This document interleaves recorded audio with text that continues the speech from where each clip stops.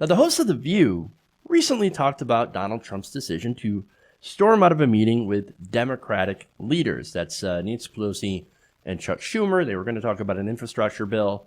And Trump decided after 3 minutes to basically storm out.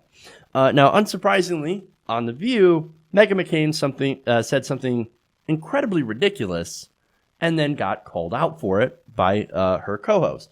Now, first I want to show you McCain's comments, and then I want to break down why she's wrong, and then we'll get to Behar's response. Take a look. I think it's a really sad day for America. Yep. And I think that the days of Ronald Reagan and Tip O'Neill are so long gone. I don't understand why Nancy Pelosi was talking about engaging in a cover-up just moments before a meeting. I don't understand why he even took a meeting if he was saying, I can't even engage in this bill unless the investigations stop. It's the worst kind of party posturing on all sides. And when I was watching it, I was like, Joe Biden's message of working with the other side is looking really good to me right now in a lot of different ways. So I think that America can do so much better than this. Okay, so that's her response. I'm sorry, that's her statement. So first of all, she praises Joe Biden, which automatically is like, makes Joe Biden even worse. So if you're even considering him, which I was not, to be fair, that's another strike against him. But okay, let's do the both sides thing. Let's blame both sides for this whole thing. Why can't the two sides just why don't they just work together, man? We can do so much better. You know, she's right about one thing. We can do so much better. And you know how we could? Get rid of all the Republicans. Because they're absolutely terrible. But you know why she says Joe Biden, by the way, is so right when he says we got to do bipartisanship, right? Well, right now, working with Republicans means agreeing with them on basically almost everything, at least when it comes to economic issues. On social issues, Democrats, of course, don't agree with Republicans, but on economic issues, they actually do agree quite a bit. And so that's bipartisanship. Oh, the corporations want lower tax rates. Well, we both are going to do bipartisanship, and we are going to work together to help corporations, to help our donors. Oh, well, golly gee, of course, that's what's going to happen here. So, again, that's what Meghan McCain and these Republicans really want. Basically, shut up and agree with me on my right-wing positions. Why can't you be bipartisan? Why you guys got to be so negative? Why you got to be not civil? No, why can't you just shut up and agree with me that giving tax cuts to my donors and to me, people that are trust fund babies, that are that benefit from cutting the estate tax, why don't you just give me everything that I want? That's bipartisanship. No, you know why we're not going to do that, Megan? Because it's basically a trick that the Democrats have been more than happy to fall into. Why? It's because they're part of the same social class. It's class politics. Again, the only difference between Democrats and Republicans really is on social issues. Things like abortion, things like gay marriage, trans rights, etc. But when it comes to economic issues, helping Wall Street, helping the giant corporations, and being quote-unquote business friendly, they're more than happy to sell everyone else down the river. That's why progressives are so angry with the Democratic Party. But again, talking about how this is a trick. When's the last time you ever saw a Republican head toward a progressive position? And I'm not talking about a socially progressive position, because you can have a couple of examples of Republicans, once it happens to them, for example, I think it was Rob Portman, his son, he found out his son was gay. And he's suddenly like, oh, I'm a champion for gay rights. Well, it's because it happened in your family. Republicans are, if it happens to me, well, then suddenly I actually care about it. But if it doesn't happen to me, then I don't give a crap. I don't give a, I don't care at all. I don't care at all. It has to happen to me first before I can even think about it, right? But, okay, so, again, we're talking about these Republican politicians, right? They never head towards a progressive position. I mean, what would happen if a Republican were to, I guess, be for Medicare for all, right? Now, this would make sense because there is a slight majority of Republicans that are polled that are open to a single-payer Medicare for all system. Medicare is incredibly popular among all, parties, between the both parties in these demographics, right? It's incredibly popular. So now, the obvious extension towards a progressive position for Republican politicians on that, since, if you want bipartisanship, right? Well, then the Republicans could say, okay, look, we don't agree ideologically, even though our base does actually agree with Medicare for all. We don't, but we can come to your position and offer a public option where you still have private and where you actually have a public option. That would be a compromise position, right? That would be Republicans reaching out to the Democrats, to the progressive position, and offering a compromise. Do you ever see that happen? No. That's why right now, public option is the Democratic establishment position. The right-wing position is no single payer. No. I want to give health insurance companies everything. And if you cannot afford it, well, just go ahead and die. Because we don't care about you. All we care about is health insurance profits and profits for Big Pharma. You know why? Because they give us money. They sign our checks. They're our constituents. They're the ones that we actually care about. Even Republican voters say we don't want that system. We hate this system. But people like McCain say, no, that is socialism, and socialism is wrong. Venezuela eating rats. We're going to crush you into the ground. Progressives, because we're not interested. And in the same breath, they will also say, why can't you just be bipartisan and come towards us and work with us? It's supreme hypocrisy. That's my problem with Meghan McCain. But there's more, right? So now let's go to Behar, right? So we've got McCain's position on this, how, you guys aren't bipartisan enough, and you guys really need to reach out. And I'm so sick of this political division. Well, now here's Joy Behar. I don't really appreciate this false equivalency because let's not forget that Mitch McConnell famously said, let's remind everybody when Obama got into office, his main objective was to obstruct Obama.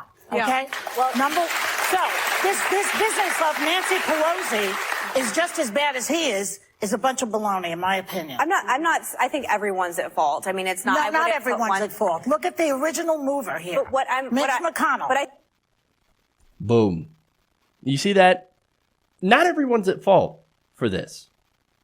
No, it's Mitch McConnell, chief obstructionist.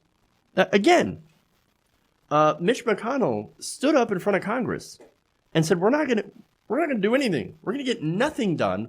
We're going to block everything you guys try to do to help the American public so that we can make sure Obama is a one-term president. You can look that up. He said that, and that's exactly what they did.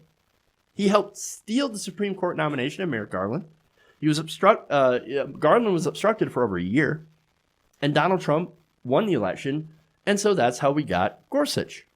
And then, of course, we also got, Trump got his own Supreme Court pick, and so here we go. We've got a conservative Supreme Court now for decades. And you know what?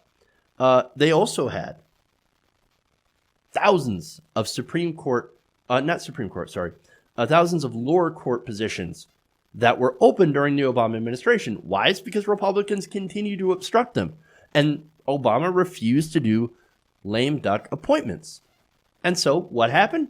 Donald Trump won, and Mitch McConnell has been slowly filling these seats with ultra conservatives.